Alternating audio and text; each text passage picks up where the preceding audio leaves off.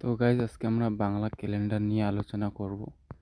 2026-এর কীভাবে ডাউনলোড করব, কোন ক্যালেন্ডার ডাউনলোড করলে ভালো হবে। তো এটা নিয়ে আমরা আজকে ভিডিও বানাচ্ছি। যারা আমার নতুন দর্শক হয়ে থাকেন প্লিজ চ্যানেলটাকে সাবস্ক্রাইব করে দিবেন। তাহলে বেশি কথা না বাড়িয়ে শুরু করা যাক। প্রথমে যেতে লাগবে প্লে স্টোর যাবেন। প্লে স্টোর ওপেন হচ্ছে, সার্চে যাবেন, সার্চে ক্লিক করে উপরে যাবেন।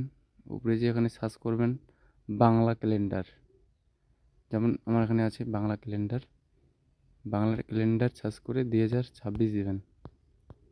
2026 দেওয়ার পর একটু লোডিং নিচ্ছে।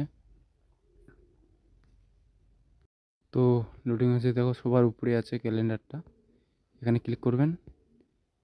এটা নতুন ভার্জন আসছে, এটাই থাকবে। এখানে ইনস্টল করবেন, আমি ইনস্টল করছি, দেখেন একটু ওয়েট করো। ডাউনলোড হচ্ছে, নেটের সমস্যা পাচ্ছে প্রচুর। আমি ভিডিওটা কেটে হয়ে গেছে।